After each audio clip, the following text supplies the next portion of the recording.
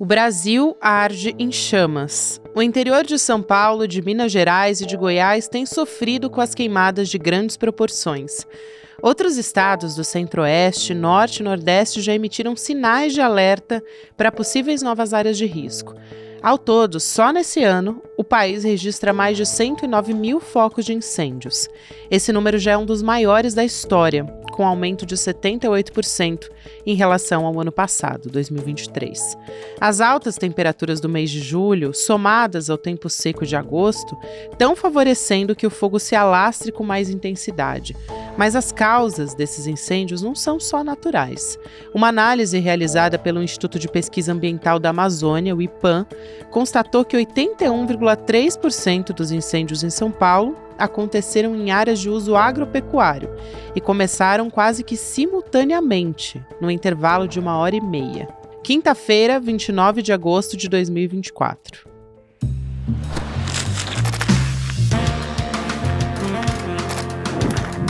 Olá, seja muito bem-vindo, seja muito bem-vinda. Eu sou a Gabriela Varela.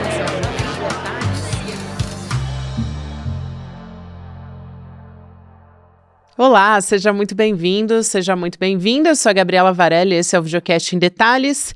E aqui, sempre com um convidado, uma convidada, a gente analisa uma temática, uma notícia importante do momento, uma notícia, na verdade, uma conjunção de notícias importantíssimas para a gente trazer aqui. Nesse episódio, é falar sobre um dos piores cenários de queimadas no Brasil dos últimos tempos. Eu vou conversar com um cientista especialista em clima, Carlos Nobre. Professor, obrigada por aceitar nosso convite, seja muito bem-vindo. Muitíssimo obrigado pelo convite, uma satisfação conversar com vocês sobre isso.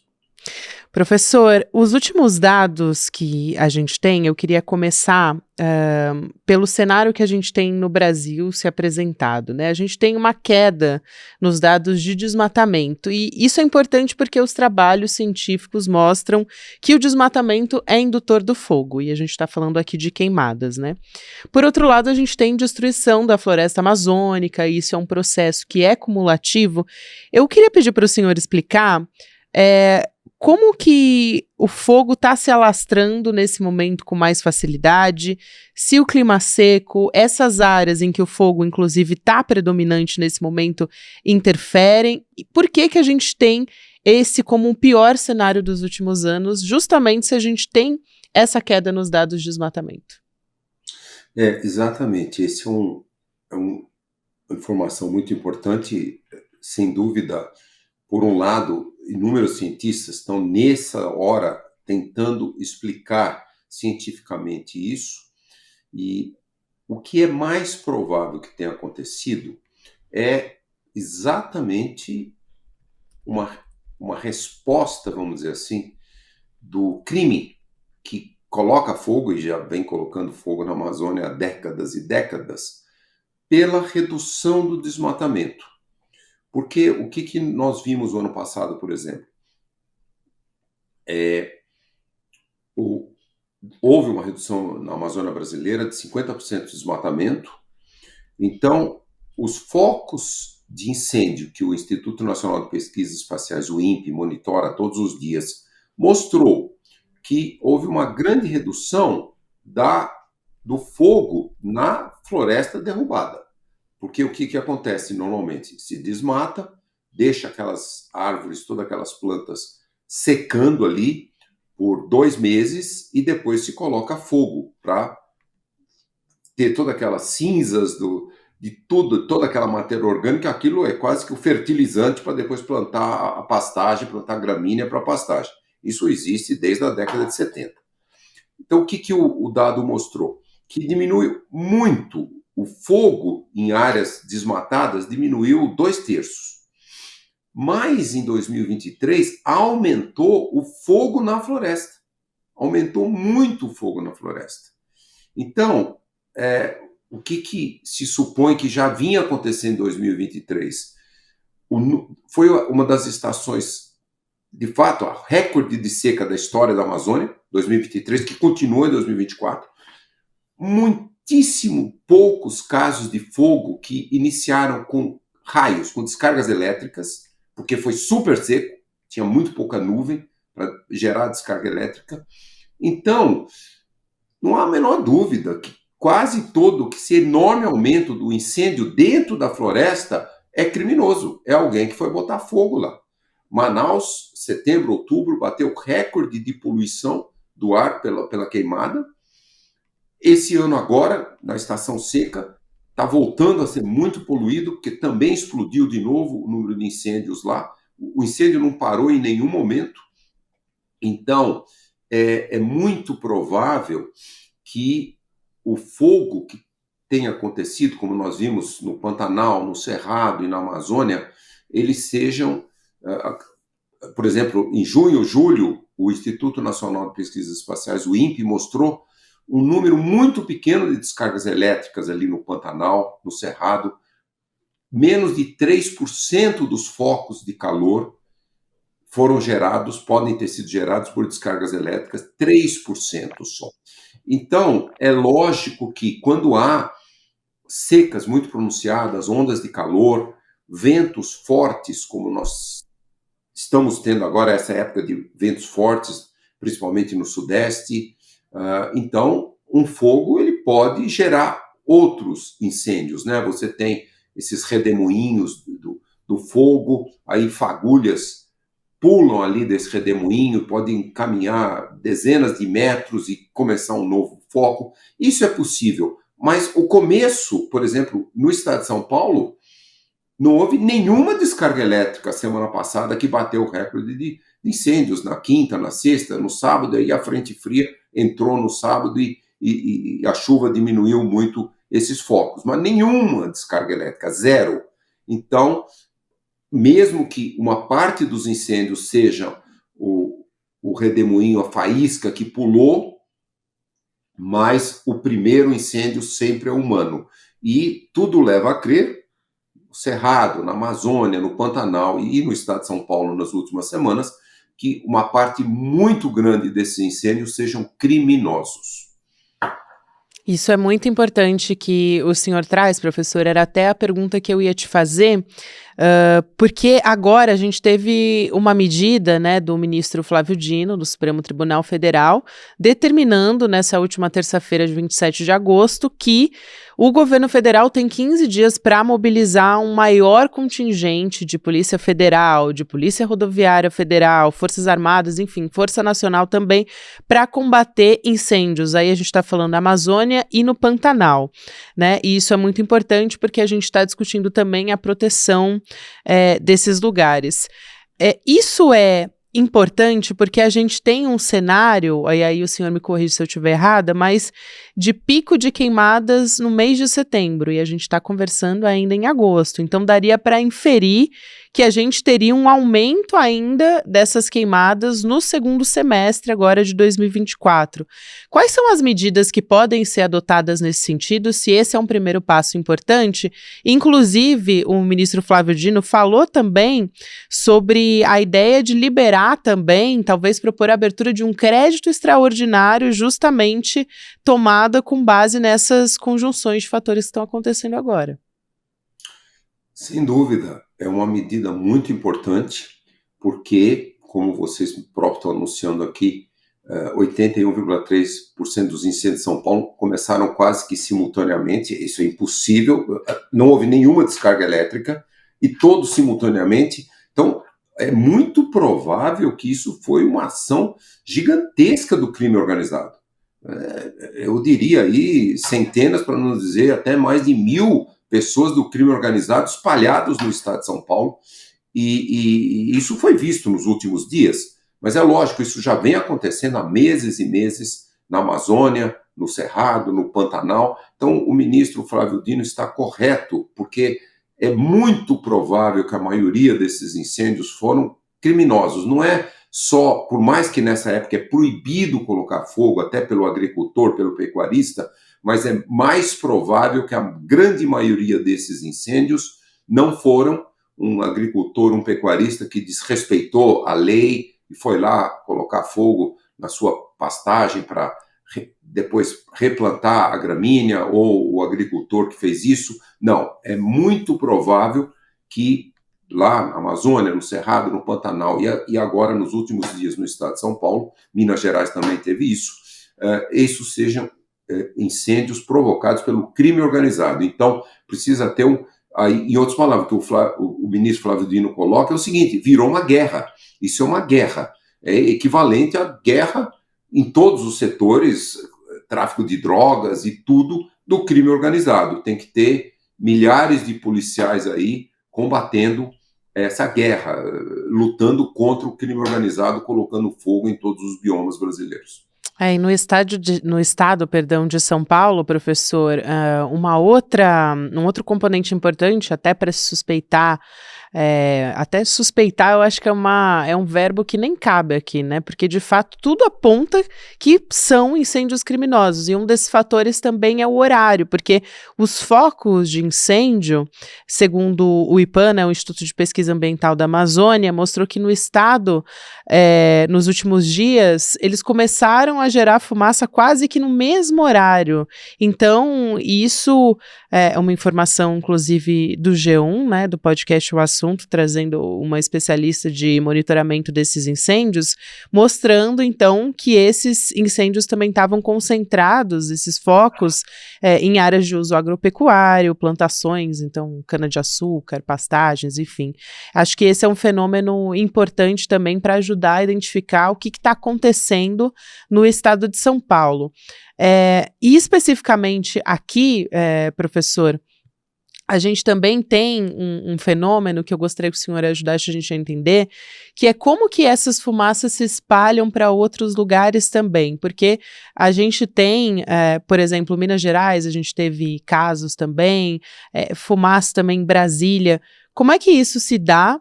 E como isso afeta a saúde das pessoas também, né? Porque, em geral, a gente tem tido diversos tipos de reclamação e as pessoas tentando entender como é que elas lidam com esse fenômeno, se é por meio de uso de máscara, como é que elas podem, de alguma forma, proteger a saúde em meio a tudo isso. Globalmente, a poluição que gera o fogo na vegetação leva a 2 a 3 milhões de mortes por ano no mundo. As micropartículas, carbono negro e várias outras micropartículas, a fuligem, aquilo, quando nós respiramos aquilo, leva a uma série de problemas de saúde e até a morte.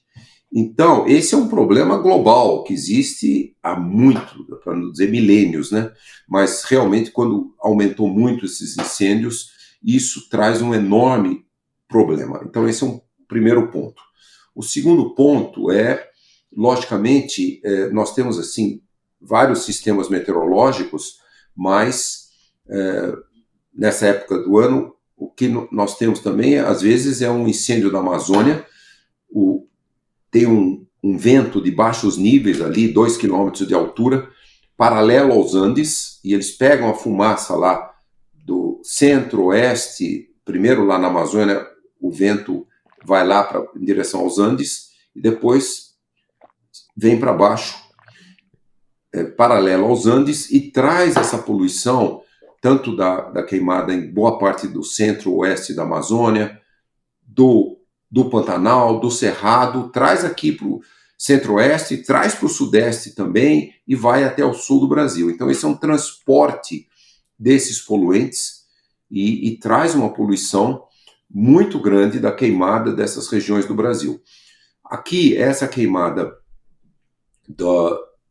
de São Paulo nos últimos dias, estava uma frente fria vindo, e aí o ar é diferente, o vento é diferente, então ele jogou essa poluição cada vez mais para o oeste de São Paulo, chegou em Minas Gerais, porque nós tínhamos uma frente fria que muda a circulação dos ventos. Então é isso que está acontecendo, ventos fortes têm levado esses poluentes. E também, quando a gente tem, como foi o caso de quinta, sexta-feira e parte de sábado, até a frente fria entrar totalmente aqui e com a chuva diminuir, o que acontece é que nós temos uma situação meteorológica que mantém o ar assim muito próximo da superfície em uma faixa aí de centenas de metros até um pouco mais de 1 quilômetro, o ar fica preso, ele não sobe mais.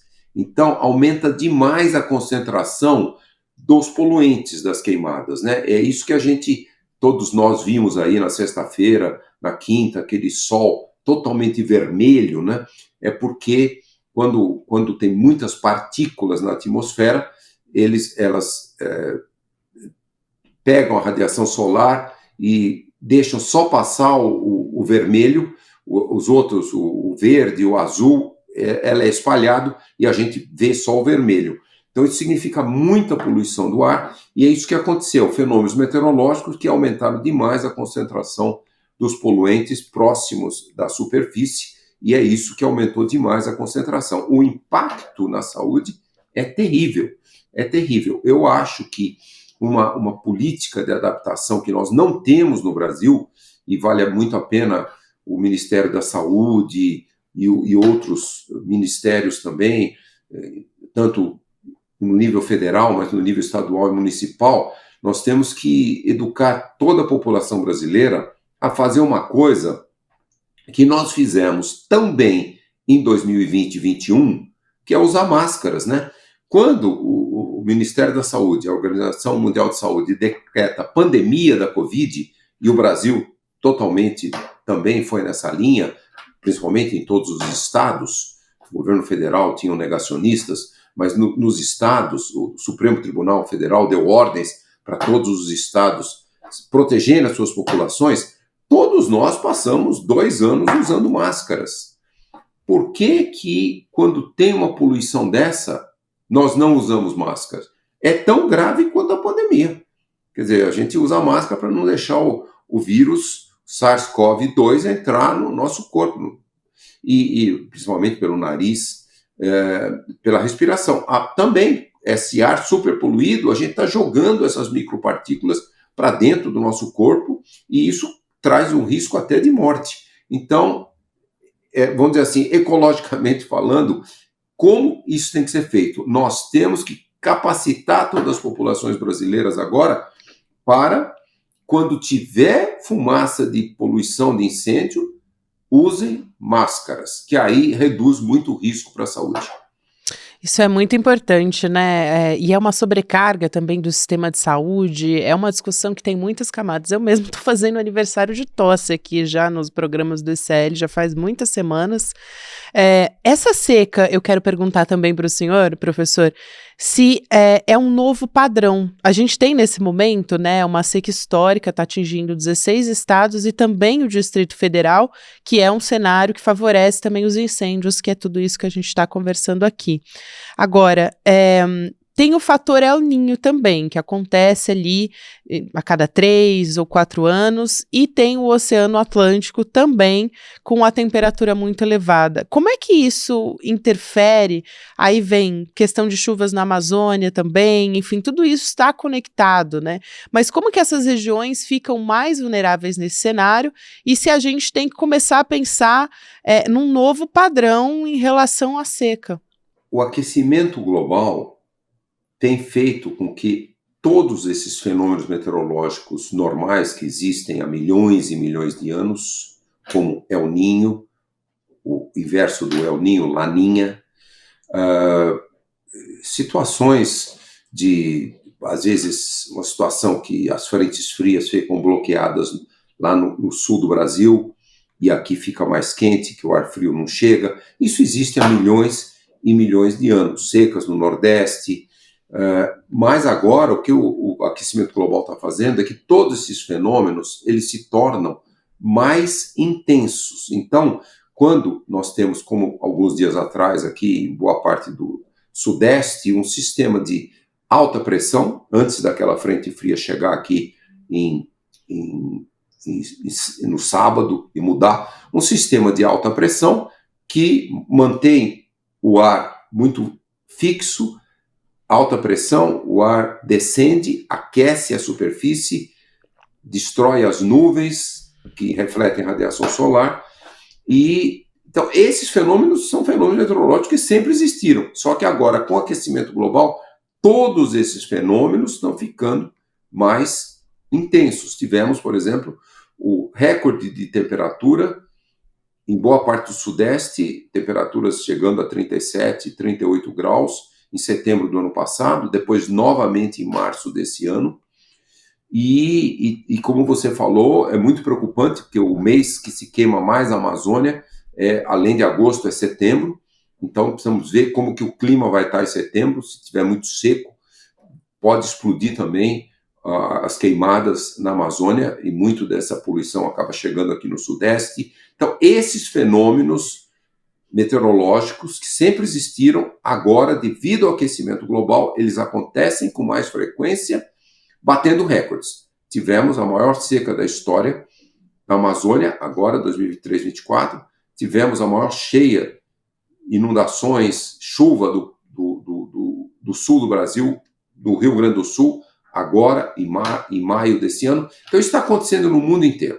No mundo inteiro, e aí, realmente, é muito importante, por causa das secas se tornarem mais intensas, das ondas de calor se tornarem mais intensas, que nós nos preparemos. Não tem mais volta. 2023-24, a temperatura global já atingiu 1,5 graus mais quente do que 1850, 1900. Isso é a temperatura mais alta desde o último período interglacial. Nós temos que ir 120, 130 mil anos atrás.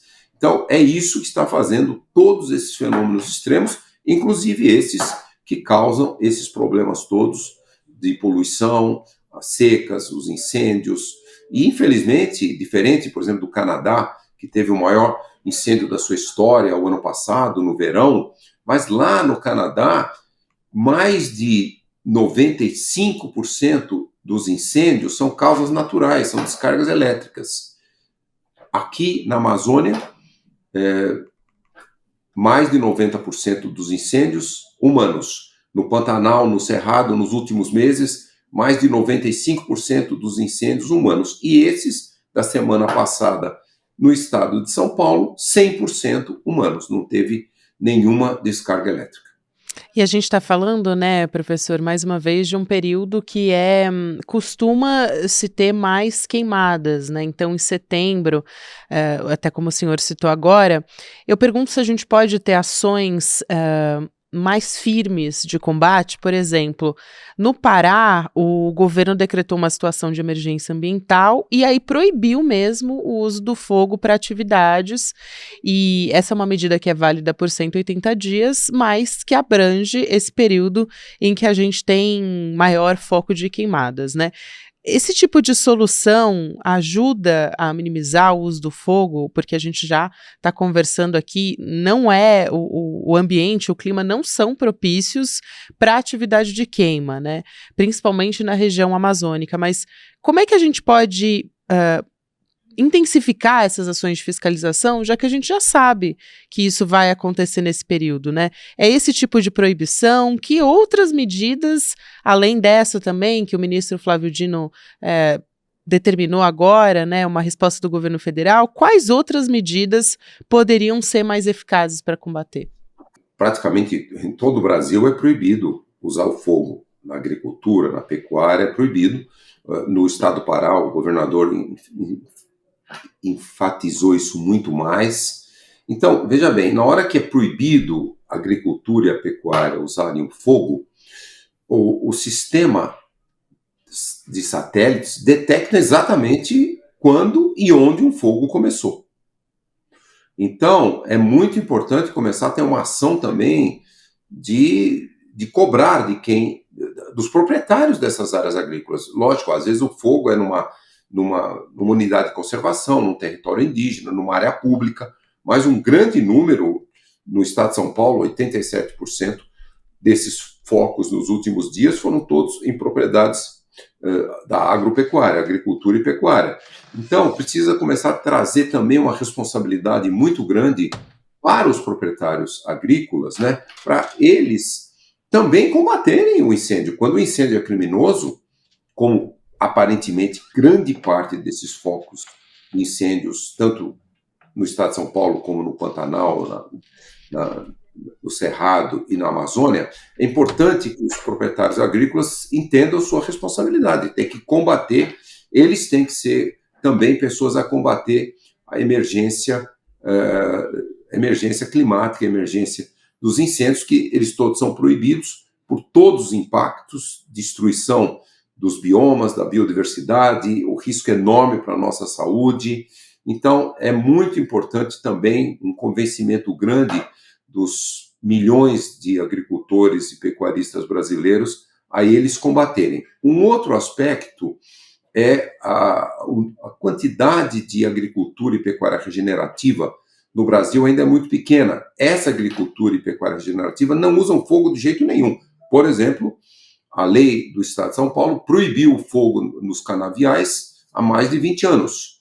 E a produção de cana-de-açúcar melhorou, é excelente, não foi prejudicada. Então, é muito importante, a pecuária moderna não usa o fogo. Países com pecuária moderna, como a América do Norte, não usam fogo na pecuária.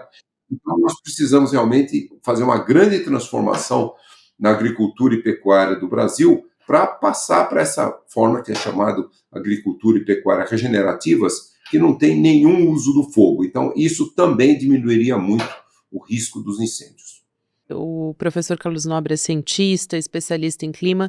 Sempre um prazer receber o senhor por aqui, ainda que seja para falar de um cenário que é muito preocupante, mas a gente precisa cobrar medidas mais efetivas, né? Porque a situação realmente é um dos piores cenários que o Brasil está vivendo. Obrigada, até uma próxima, professor. Que agradeço, muito obrigado. Bom, a gente aqui nesse finalzinho de Em Detalhes, quero lembrar você que a gente vai ter uma nova série original aqui do ICL. A gente está tendo desinformação se espalhando por TV, redes sociais, inclusive jornalistas que insistem ainda em informar a população com integridade, são frequentemente alvos de campanha de difamação, intimidação, ameaças. Aqui, a Juliana Dalpiva, no ICL, né, a nossa colega aqui do site do ICL Notícias, passou muito por isso, e a gente reuniu vozes, de fato, que não se dobraram a essa censura e ao medo de expor para toda a população as táticas que são feitas por meio de manipulação e usadas contra eles. Então, anota aí, porque vai ser bem importante essa série que a gente vai lançar na nossa próxima quinta-feira, dia 5 de setembro, 8 horas da noite. O Eduardo Moreira, a Juliana Dalpivo, o Chico Pinheiro, o Leandro Demore e a Roberta Garcia vão estar ao vivo para o lançamento dessa nova série original do ICL, que se chama O Preço da Independência, que você está vendo aí na sua tela. Então você pode assistir ao debate, acompanhar também trechos inéditos dessa série, saber os bastidores, né, de tudo isso, de quem são as vítimas desses ataques e mentiras também, para você poder saber qual é a informação correta. Então, reforçando, o debate online, gratuito, e vai contar com a exibição desses trechos também nesse novo original do ICL que vem por aí. A gente não para. Então, o Preço da Independência, dia 5 de setembro, às 8 horas da noite, você é o nosso convidado. Obrigada a você que nos acompanhou aqui no Em Detalhes. Amanhã a gente está de volta às 10h30 da manhã. Agora você fica com o Mercado Investimentos, depois tem Rolê ICL. 6 horas da noite, ICL Notícias, segunda edição. Lembrando que a gente está também todos os dias nas plataformas de áudio e você pode ouvir a gente aqui quando você quiser. Tchau, tchau. Olá, você já notou que quem assume a coragem e o compromisso de falar a verdade no veículo de comunicação acaba sofrendo ameaças, sendo atacado, seja um jornalista, seja um veículo de comunicação. É sobre isso que a gente quer falar com você. Não importa quem seja, se a pessoa assume o compromisso de apontar desigualdades, privilégios, injustiças, acaba sofrendo tentativas de ser silenciado. Vamos falar sobre isso na quinta-feira, dia 5 de setembro, às 8 da noite, aqui no ICL. Eu vou receber o Eduardo Moreira, a Juliana Dalpiva e o Leandro Demore, sempre na mira dos poderosos, que não gostam que a verdade emerja, porque a verdade, como conhecimento, liberta. Como diz Frei Beto, a informação compromete.